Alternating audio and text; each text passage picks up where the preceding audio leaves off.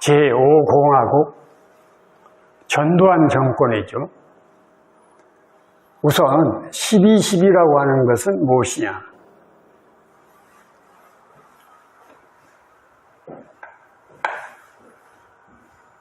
(1979년) 전두환과 노태우 등이 지휘체계를 무시하고 군사권을 장악하죠.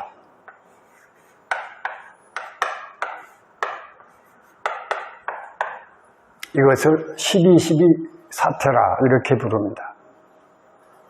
한편 국민들은 군사 독재의 정점에 서 있던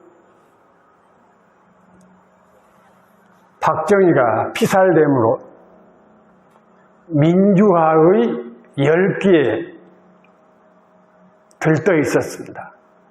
그래서 1980년 5월에는 이 민주화 운동이 전국적으로 확대되었었죠.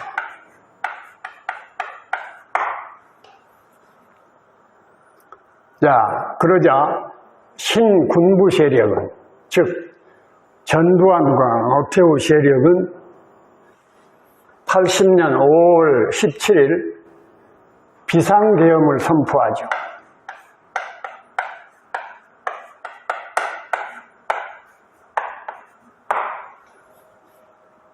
그래서 전국이 이 군인 세력의 위협에 눌려서 조용해지게 됩니다. 그러나 오직 광주에서는, 광주 시민들은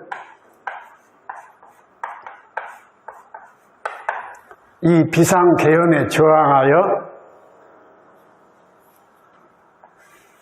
계엄의 해제,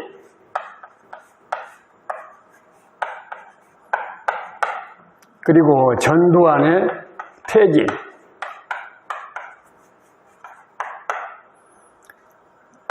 김대중의 석방 등을 주장하면서 이 군인 세력에 대해서 저항을 했던 것입니다. 이것이 바로 5.18 민주화 운동이죠. 그러자 이에 대하여 계엄군은 총칼로 무장을 하고 소위 발포를 하게 되죠. 뿐만 아니라 공중에서는 헬기에서 기관총으로 무장을 하고 도심을 향하여 난사했습니다.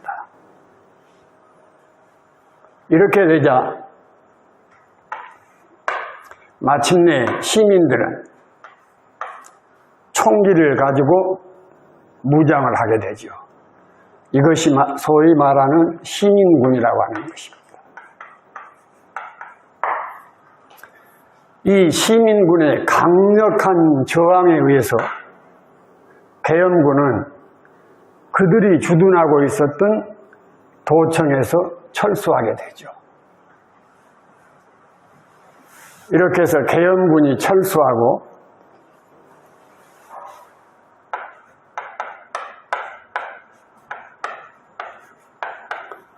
도청에서 철수하게 됩니다.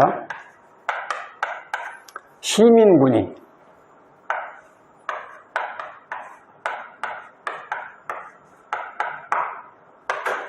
도청을 장악하게 되었었죠. 이 시민군이 도청을 장악한 기간이 10일 정도 됩니다.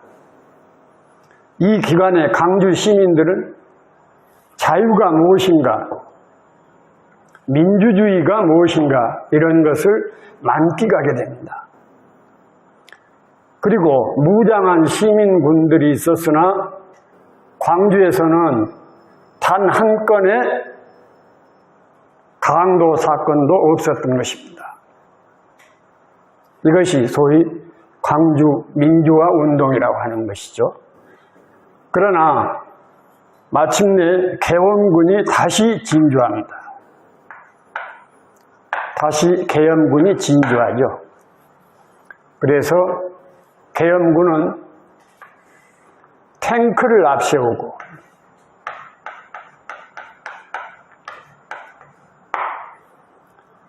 새벽에 자정을 기해서 도청으로 다시 쳐들어오게 됩니다. 이때 밖에서는 총소리가 요란했었고 칠흑처럼 어두운 밤이었는데 한 여성의 애절한 호소가 들려오고 있었습니다. 그 내용을 간단하게 그대로 한번 소개를 해보겠습니다.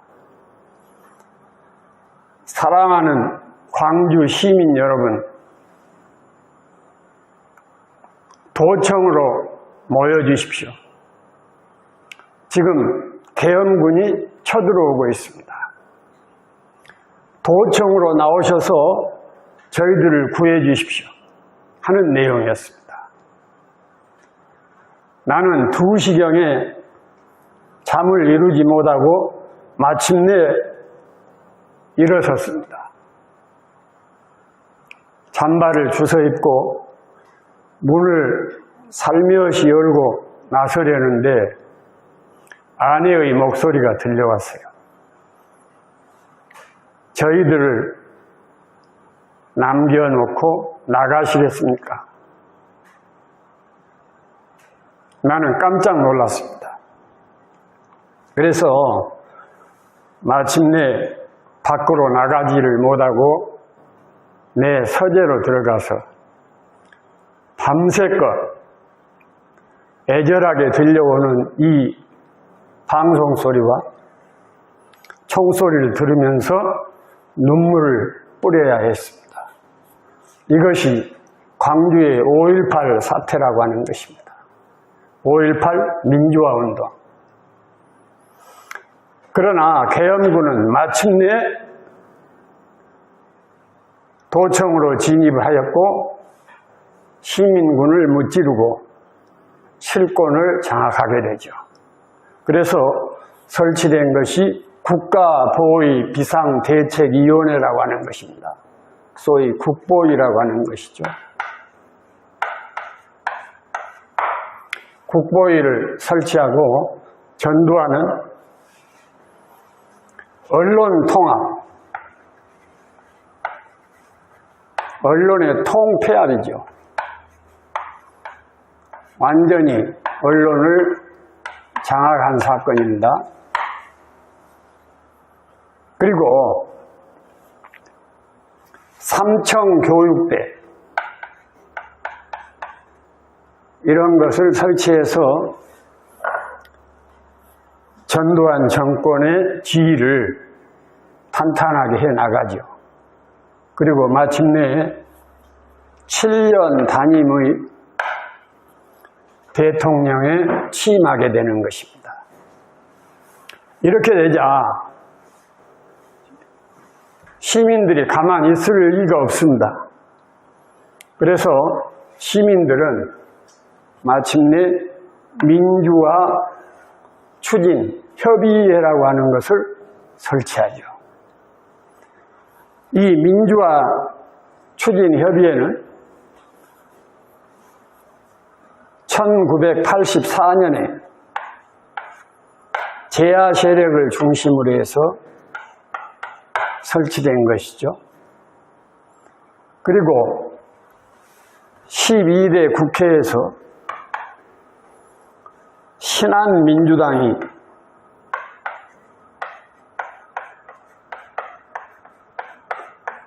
제1야당으로 등장하죠. 그래서 이 신한민주당과 민주화 추진 협의회는 힘을 합쳐서 직선제 개헌을 요구하게 되죠. 이것이 바로 6월 항쟁이라고 하는 것입니다. 이 6월 항쟁이 일어나게 된 것은 소위 4.13 호헌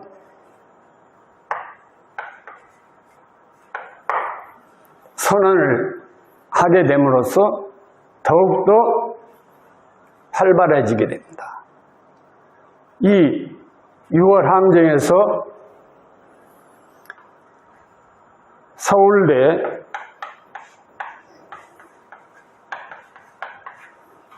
박종철 군이 물고문에 의해서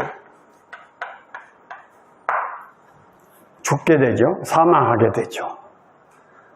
이 사실을 경찰에서 발표하기를 탁 하고 책상을 치니까 하고 쓰러졌다, 이런 식으로 발표를 했어요. 또 길거리에서는 연세대 이한열 군이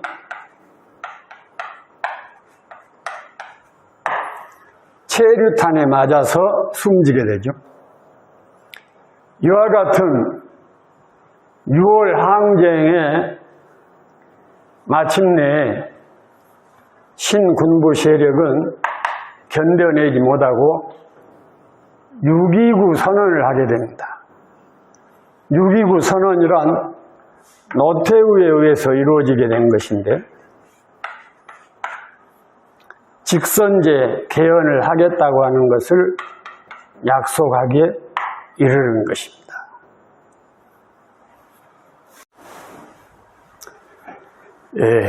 노태우 정부입니다. 87년 10월에 6.29 선언에 의해서 개헌이 이루어지죠. 이때 개헌은 5년 단임입니다. 단임의 대통령 직선제로 개헌이 이루어지죠. 이 개헌에 의해서, 새로운 헌법에 의해서 87년 12월에 노태우가 대통령으로 당선되게 되죠. 그래서 노태우 대통령 시대가 열리게 됩니다. 그 후 88년 4월에 국회의원 선거가 있었는데, 여기에서 12대 국회입니다.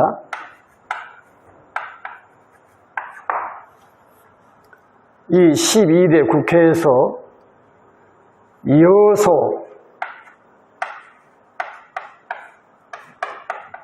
야대의 국회가 성립되게 됩니다. 이 여소 야대 국회에서 청문회가 이루어지는데, 이 청문회에서 전두환의 부정, 그리고 언론 통폐합에 관한 문제, 광주의 5.18에 대한 문제 등이 논의되었습니다. 따라서 노태우 정부는 여소야대의 국회에서 도저히 정권을 꾸려나갈 길이 막연해지자 소위 3당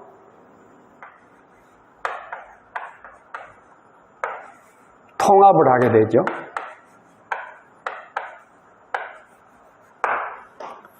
이 3당 통합이라고 하는 것이 뭐냐? 민주정의당에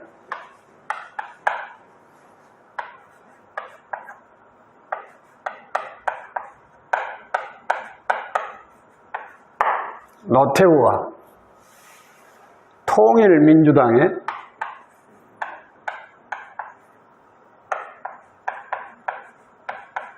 김영삼,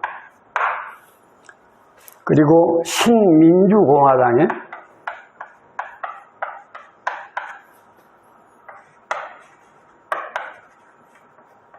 김종필, 이 세 정당이 통합을 해서 정권을 유지해 나가게 되는 것입니다. 자, 그러면 노태우 정권의 중요한 정책은 88년에 서울 올림픽이 개최되게 되죠. 소위 88 올림픽이라고도 부르게 되죠. 그리고 북방 정책을 실시했는데 노태우 정부의 북방 정책이란 무엇이냐? 소련과 중국 그리고 동유럽 공산국가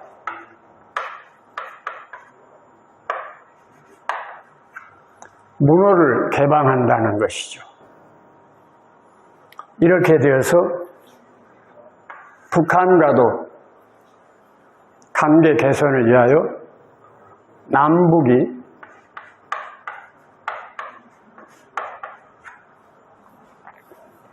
동시에 유엔에 가입되게 됩니다. 이 남북 동시 유엔 가입은 제3공화국 박정희 정권 때에 이미 제안이 있었지. 그러나 실천은 이루어지지 않았는데 그것이 이제 비로소 실천에 이루어지게 된 셈입니다. 노태우 정부 다음에 김영삼 정부가 등장하게 되죠. 1993년 2월입니다. 역사적인 문민정부가 탄생하게 되는 것입니다. 자, 김영삼 정부는 고위 공직자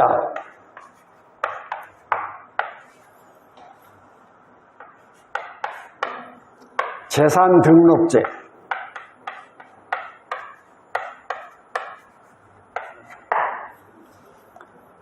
그리고 금융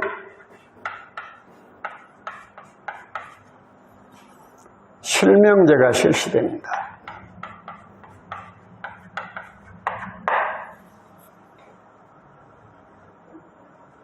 아주 역사적인 사건들이라고 볼 수 있습니다.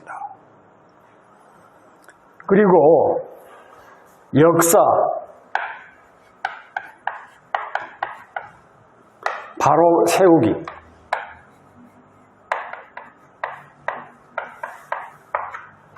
역사 바로 세우기에 의해서 전두환과 노태우는 구속되게 됐죠. 이때 이들 두 전직 대통령들은 전두환은 5천억의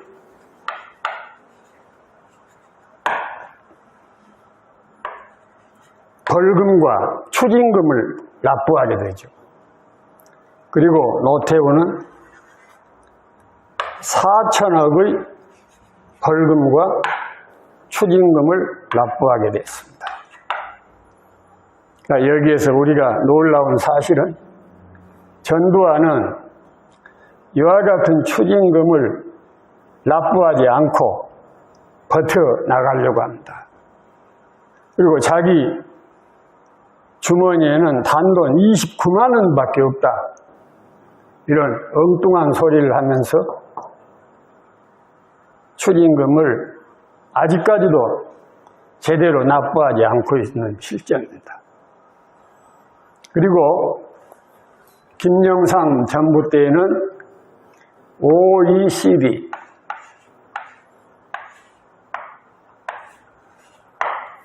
여기에 가입을 하였고 그러나 말기에 김영삼 정부의 말기에 IMF가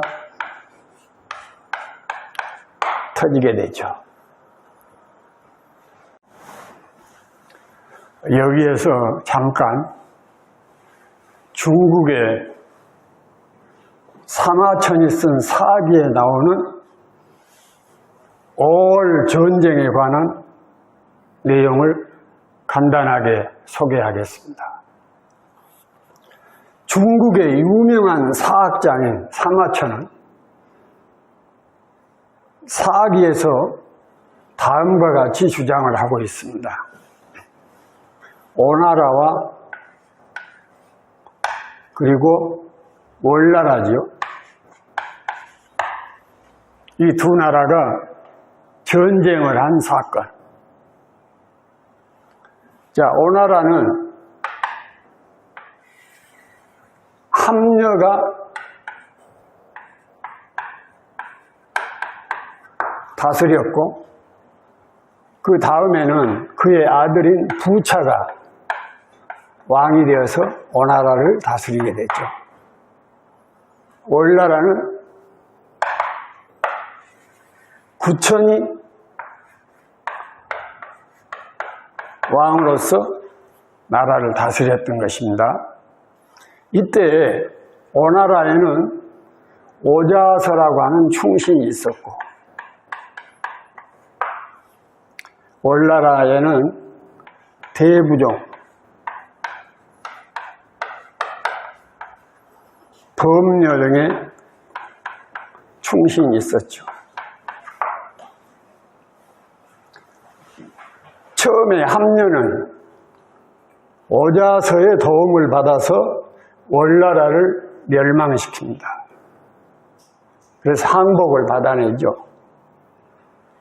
그러나 부차대에 와서는 오자서를 몰아내고 사치와 방탕에 빠졌기 때문에 마침내 월나라의 구천에 의해서 멸망을 당하게 되죠. 자, 그러면 이때 월나라가 오나라를 멸망시키고 난 다음에 구천은 범녀에게 월나라 땅의 반을 주겠다. 그래서 같이 나라를 다스리도록 하자. 이렇게 제안을 합니다.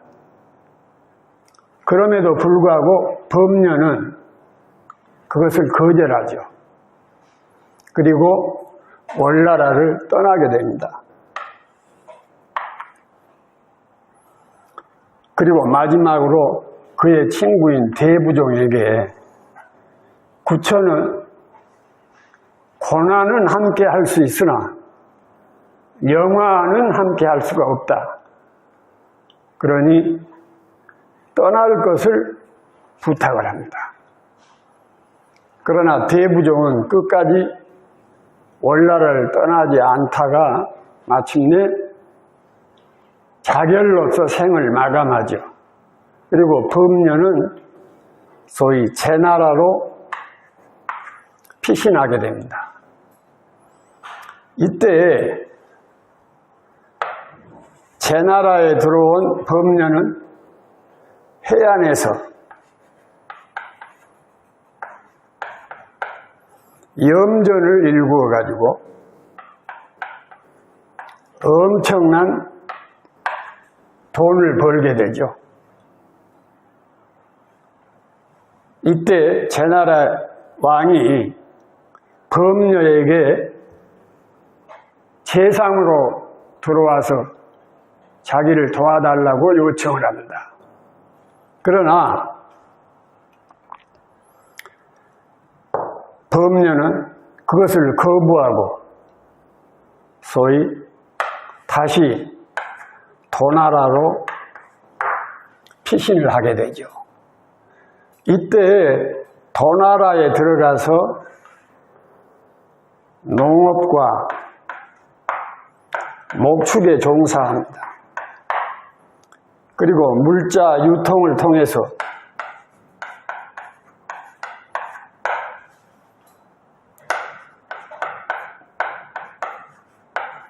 그러니까 일종의 무역이 되겠습니다. 거부가 되는 것입니다. 그는 이때 이름을 바꾸고 범녀에서 도주공으로 이름을 바꾸죠. 거부가 되게 되었는데 이때 막내 아들이 탄생합니다.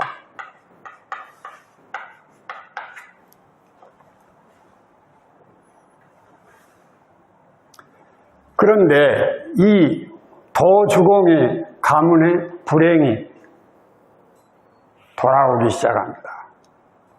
어떤 불행이냐면 도주공의 차남이 초나라에서 소위 차남이 살인죄를 저지르게 되어요.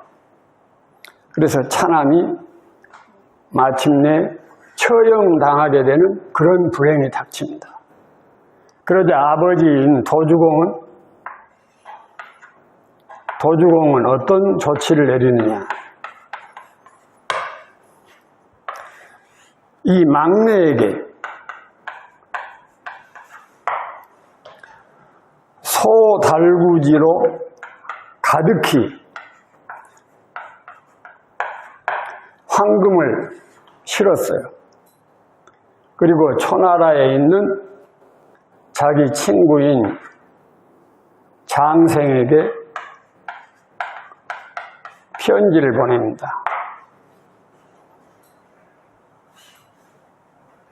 그러자 장남이 여기에 반발하고 나선 것이죠. 우리 가문을 책임지는 것은 마땅히 장남이, 어찌 어린 막내에게 이런 엄청난 일을 맡기십니까? 제가 일을 보겠습니다. 이렇게 나온 것이에요. 아버지인 도주공은 끝내 막내에게 맡기려고 하니까 장남이 자기는 자결하겠노라고, 그렇게 하면 자결하겠노라고 하고, 그래서 어쩔 수 없이 장남에게 이 일을 맡기게 됩니다. 이 장남은 초나라에 들어가서 장생에게 아버지의 편지를 전해주고 소달구지에 가득히 들어있는 황금을 건네주죠. 그리고 곧 처형될 차남을 구해달라고 합니다. 그러자 장생은 대궐로 들어가서 궁으로 들어갑니다. 왕에게 다음과 같이 이야기를 합니다. 이 나라에 커다란 애군이 따를 것 같습니다. 천문을 보니까 이 나라에 애군이 닥친다. 그러자 왕은 그 애군을 면하려면 어떻게 해야 되느냐 이렇게 묻죠. 그러자 덕을 베풀어야 된다. 왕이. 그 덕이 뭐냐면 사형수를 사면해 주는 것이다 하는 것이었어요. 그래서 마침내 초나라에서 사면령이 내려지게 됩니다. 그러자 장남은 다시 장생에게 들어가죠. 가서 초나라에 사면령이 내려진 것 같습니다. 무슨 말이에요, 이게? 즉, 자기의 동생인 차남은 사면령에 의해서 살아날 것이므로 이 소달구지에 가득 들어있는 황금을 당신에게 줄 필요가 없다, 이런 말이 숨겨져 있는 말이죠. 그러자 장생은 그러면 그 황금을 가지고 돌아가게 이렇게 얘기를 하죠. 그래서 장남은 황금을 거머쥐고 장생에게 나와버렸어요. 그러자 장생은 이 애송이에게 당한 것이 분이 난 것이, 화가 난 것이에요. 그래서 다시 궁에 들어가서 지금 초나라에 이상한 소문이 돌고 있습니다. 이렇게 왕에게 이야기를 하죠. 그것이 어떤 소문이냐고 하니까 도나라의 부호인 도주공의 아들이 살인자가 되어서 처형당하게 되었는데 그 도주공의 아들을 살리기 위해서 사면령이 초나라에서 내려졌다. 초나라 임금은 초나라 백성을 위하는 것이 아니라 도나라의 도주공이라고 하는 부호의 자식을 살리기 위해서 사면령을 내렸다. 이런 소문이 돌고 있습니다. 그러자 노발대발한 왕은 즉시 사면령을 거두어드립니다. 그래서 이 살인자인 차남은 처형을 면할 수 없게 되죠. 이것이 중국의 유명한 역사학자인 사마천이 그의 저서인 사기에 남긴 글입니다. 이것을 내가 왜 소개를 하느냐?